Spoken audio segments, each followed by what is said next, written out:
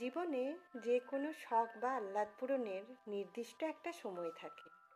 সঠিক সময়টা একবার পেরিয়ে গেলে শখ হয়তো পূরণ হয় ঠিকই, তবে তৃপ্তিটা ঠিক পাওয়া যায় না।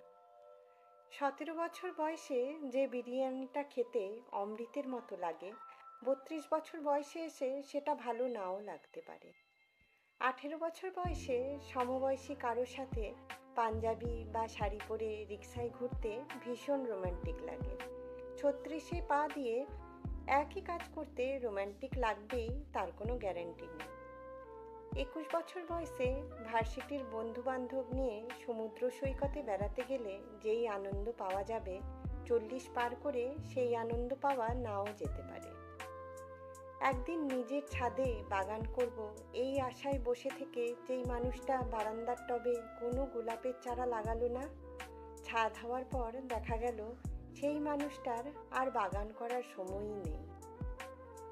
একদিন চাকরি করে বাবা মাকে দামি দামি জিনিস কিনে দেওয়ার স্বপ্ন দেখা মানুষটা চাকরি করে টাকা কামাবে ঠিকই, কিন্তু ততদিনে মা বাবা এই দুনিয়ায় নাও থাকতে পারে।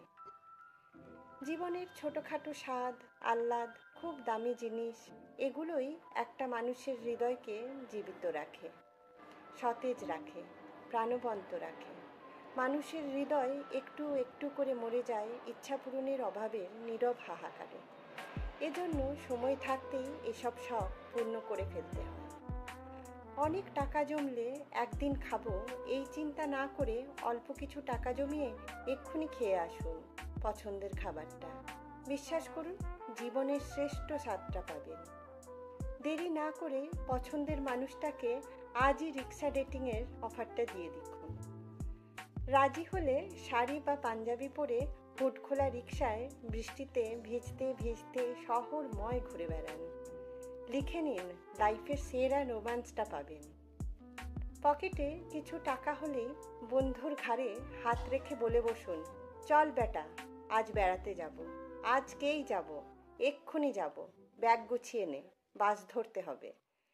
নিজের ছাদে বাগান হবে এই আশায় বসে না থেকে ভাড়া বাসার বারান্দায় টবে লাগিয়ে ফেলুন পছন্দের গোলাপের চারাটা।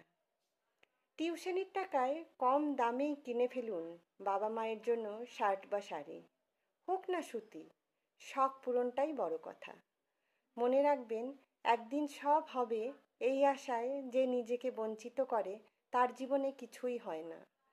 তার জীবন কাটে বিষণ্ণতা আর অপেক্ষায়, শেষ হয় আফসোস আর হতাশা দিয়ে।